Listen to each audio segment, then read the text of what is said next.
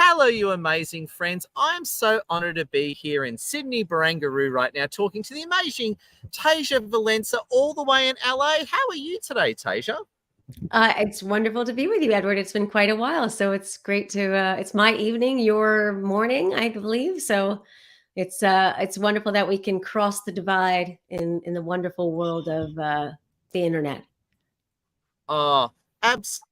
It's so good being here. I just want to say a big thank you. And just let everyone know, Tasia Valenza is an amazing lady. She's an Emmy Award winning voiceover artist, actress, amazing coach and educator, and loves helping people win big. And it's just so honored to have you with us, Tasia. And thank you for joining us. What have you been working on lately? Well, I'm always working on either one aspect of what I like to call giving great voice, which is my platform. Either I'm giving great voice as a voice actor, or I'm teaching others to give great voice. So lately, I've been focused more on doing it myself because I was a little overextended, and so I thought I would just narrow down the ways I teach, which is I'm passionate about. But lately, it's just been doing what I love to do best, which is a lot of animation. I've been doing some video games, and as a matter of fact, today is a celebration of 25 years. I hate to age myself, but there's a wonderful video game series called Metal Gear Solid that Yes. Metal Gear yes, Solid. and I Metal play Gear Solid. Sniper Yeah. Wolf. There we And go. so they just re-released the first three of them today. So it's pretty cool that they remastered them. And so it's a really a gift in terms of the old audience enjoying it, re-enjoying it, and a whole brand new audience. And I love the character that I got to play because she's quite deep. She's a sniper, but she happens to be a soulful sniper. But so I shared. I'm going to share on LinkedIn, but I shared a little scene that was one of her pivotal scenes. So that was fun. And then I'm always either doing promos or commercials. So a little bit of the voiceover world, thankfully, and even with the strike, there's many contracts that aren't affected in the voiceover world. So that's another bonus. So everything is kosher, as it were. Oh wow! And as a gamer, I haven't gamed today. So right now I'm playing Fallout 4. I'm playing XCOM 2: War of the Chosen. So Oh wow. I still game today. And interestingly, your character that you played in Metal Gear Solid Sniper Wolf. To me, it's actually just you if you're a sniper. Like you were just, I see it as you just playing yourself, and you just Oh, happen to be a sniper in a video game. So it's basically you just called Sniper Wolf in a video game. That's the way I saw your character. wow. Well, thanks. I mean, she's had a much harder life than me, so I have to give her props that she was definitely from a more challenging background, and I have to say she's a little bit more cold blooded than me, but okay. It's good that I can actually achieve that, and it still seems a bit like me. I mean, that's the thing about characters. I played Poison Ivy in the Arkham games, and I played, Yes. a Jedi Shakti in the Clone Wars, and each one of them, I feel they imbue in me, and then I get to bring a little of myself into them. So it's like a give and take. I try to take the best of their qualities. I mean, let's face it, who wouldn't want to play a Jedi, and how cool is that? And then I got to play a on camera Spock Spawn. Actually, I got to play one of the first adult Vulcans in Star Trek Generation, who's Tashonic. Yes. So I feel like I get to really explore different parts of myself through my characters. Oh, incredible. And friends, I just want to jump in on this live stream. If you've just come in, smash that like, share, and comment. We've got Tasia Valenza from LA and myself from Sydney, Barangaroo right now. And if you come in, like, share, comment. If you're watching the recording, connect with Tasia. She's an amazing voiceover leader. Now, I was going to say, interestingly, talking about voice for the moment, in one video games I'm playing, XCOM 2, The War of the Chosen, Uh-huh.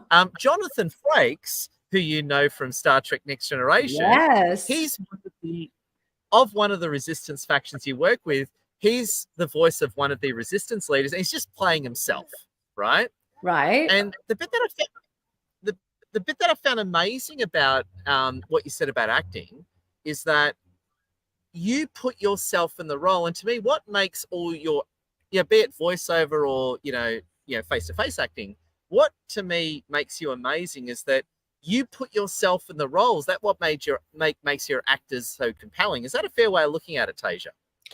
Yeah, I mean, you really do have to kind of immerse yourself in somebody else's shoes. You have to find, even when you would consider a villain doesn't consider themselves a villain. You're not like, ha, ha, ha. And they're much of the time that they feel that they're justified. So you take someone like Poison Ivy, who seemed like she was, on one level, and you dive a little deeper, you can see that she's a mother of the earth and she really wants to protect the earth. And it just so happens that who's, killing her plants, beautiful plant, but are the humans. So when she's after the humans, it's not because she's just evil. She's protecting her children and as a fierce mother. So, I think that's the cool thing about giving characters dimension, is by really trying to understand their story and what makes them, the multi-level, because we're all multifaceted, and like we're multifaceted and we have many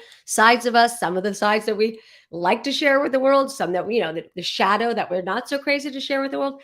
But as an actor, it's just another color on the palette, so it all works really beautifully. Yeah, I know we're not here to talk about characters and acting and all that, but I'm obsessed with that. And to me, what makes a good villain is, as you said, dimensions. Because to me, a weak villain is just that one-dimensional, whoa, whoa, whoa, I'm going to get you guys sort of character. And to me, what I love about your Poison, and we're talking about Batman Arkham Asylum. Arkham, Arkham had 3, the Arkham games, which was 3 of them. And Poison Ivy definitely has an arc where she evolves in those 3 games. And at the end, she becomes a Shiro. She's actually the one that helps save the humans and sacrifices. Sorry for anybody who's going to play it, but spoiler alert. Yeah, but it's been around for so long. Either you played it or you haven't. But she ends up sacrificing herself to save not only her plants but the humans. So it's again, it's an honor, and it always starts with great words. The writers, you can't do great acting without great writing. So that's, I think a lot of times we get more credit than we should, because if you don't have great words, when you have challenging words, or words that aren't, you have to overcome that and make it land in a way that they wished that they had written, or at least you feel like that you have to elevate it. But when you have great words to start with, then you're like on fire, because you feel like, oh my gosh, I get to say this and feel this and experience this and share this. So it's really starts with great writing. Yeah. Beautiful. And I got to say, I love where you're going, Tasia. Now, talking to the modern day, right? If you just come in, like, share, and comment, so good to see you. I'm here with wonderful Tasia Valenza, amazing. And Google Tasia Valenza. She's got an amazing history and track record. Now, Tasia, I want to talk to you about, so you do amazing voiceover and it's incredible. I want to talk to you about the coaching and education you do. You also own an educational company called Give Great Voice, which you can see on the banner behind you. And I know you work with a lot of executives, corporates, and individuals. Tell us a bit about how you sort of coach companies and individuals on voice and communication. Love to hear it. Well, I realized, thank you for that question. To give great voice at its essence, Edward, means to be able to move, touch, and impact with our voices. And as voiceover artists and actors and singers, speakers and interviewers, we know that the voice is an instrument, and it's not just the words we say, but how we say them that impacts our audience, whether it's an audience of 1 or an audience of 1,000. And so Give Great Voice came out of my 30 years of being an actress and a voiceover actress, recognizing that I understood the power of tone and intention. And I really fell in love with the idea of being able to teach this to other people, that it's the act of learning confident, compelling, charismatic, compassionate communication, utilizing the skills of a voiceover actor in your own life so you can play your personal and professional roles more successfully. Oh, I love it. And as a guy, as you know, I produce a lot of content. I do these days, we do at least 5 live streams a week, which we love. And thank you for watching our live streams, everyone. It's funny you say that, actually. I think I'm getting a bit subconscious about it now. People say that the moment the camera's rolling, I naturally flip into my camera side, right? I naturally turn on the charm. Yes. And what I've said, and I don't know if it's correct or not, so I want to run this by you. I've always said, be it right or wrongly, that to me, your camera personality is an exaggeration of you. So it's still you. You're just turning it up 100%. Do you agree or disagree with that statement? And I'd love to hear your thoughts on that one.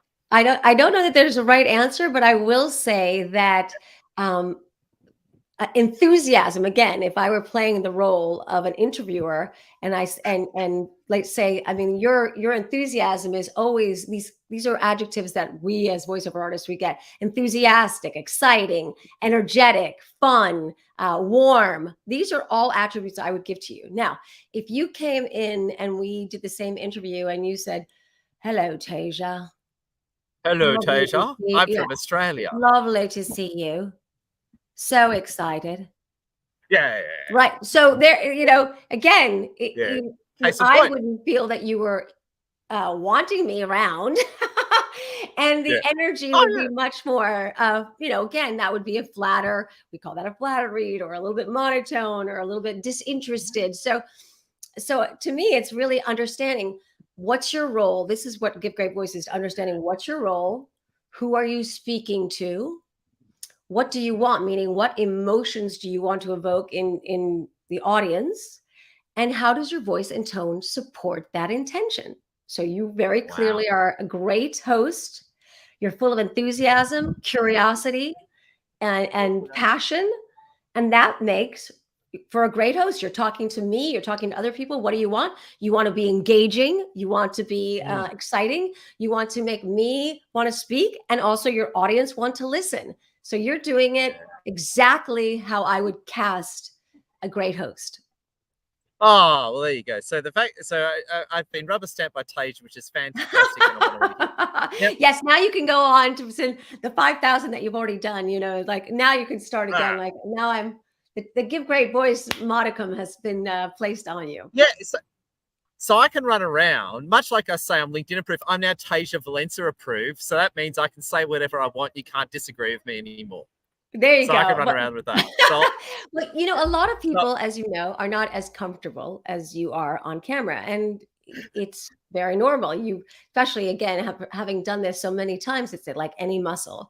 So that's what I like to be able to help corporate people, and, lawyers and doctors and speakers and people that want to start engaging their voice. It's like any muscle. If that's not the focus of what they do, and it's not something that they're used to doing, it's always nice to have a coach get them through that. And so there's wonderful coaches out there. There's many ways to go about it. I just happen to come from that, what I think is a fun way to think about being a voiceover actor in your own life, because it is, again, it's very playful and exciting. And it's a great way to start connecting with what I call, your most powerful instrument, which is your voice. Now, Tasia, on that note, I'd love to ask you this question, and I know a lot of people will be thinking that. Now, again, it's easy for me and you. We're show people who've been doing this for years. I want to ask to anyone that's watching, if you come in, like, share, comment, we'd love you. To anyone that's watching that's, they're shy, they know they need to be on camera, and they just have trouble getting there. What do you say to really, really shy people to help get them out of their shell and build their showmanship, or showwomanship, I should say? Well, the first thing is to recognize that we are multifaceted, magnificent beings, and we play in life many roles. And whether we realize it or not, I'm a mother, I'm a friend, I'm a daughter, I'm a sister, I'm a CEO, I'm a coach, I'm a voiceover artist, I'm a mom, dog mom. These are all different roles, and depending on, again, I always like to joke that my husband knows exactly how I feel about him as soon as I say his name. And isn't it true? Like people that Harvey looked up, right? So, and I did a TEDx talk to launch Give Great Voice to explain to people. So I would recommend, it's like a 16-minute little quick workshop on how to gain more confidence when you speak, but also to recognize that you know, people want the best of you, and so a lot of people don't feel that they don't give themselves the credit, and they also feel like, what do I have to say? What is oh, there's my dog is giving great bark. And so I would start with recognizing, in this whichever roles in life you're the most confident. Most of us are the most confident when we're around a friend, someone we trust, someone who knows us intimately. So if I could say one thing to start with, whenever you're going to do a live or a video, she wants to come in. Yeah, let her in. Let her in. Being very direct. It's not, Sweet girl, my tabby girl. it's not, Anytime you want to do that, at least try to put a picture of your best friend over the camera, the eye of the camera, and think about yeah. who you're talking to, that you feel the most yourself, the most engaging, the most comfortable. That's a great place to start in terms of a simple Oh, exercise. it's funny you say that because I think I do that subconsciously. Because whenever like, for example, as I'm doing this live, yes, I'm aware that hundreds and thousands of people will be seeing this. And thank you, by the way, we love you. But at the end of the day, I love your confidence. I'm talking to you though. At the end of the day, I'm talking to you. To me, that's Yes. I think I love that psychological hacks. In other words, if you're speaking to an audience, think about that you're speaking to one person. You're right. It takes a lot of the stress and anxiety out, doesn't it? Yes, one person. And not only that, but there is somebody who needs to hear what you have to say today. Even again, if it's just one person in that room, if a lot of times, if we can take it off ourselves, how am I coming across? How will I be judged?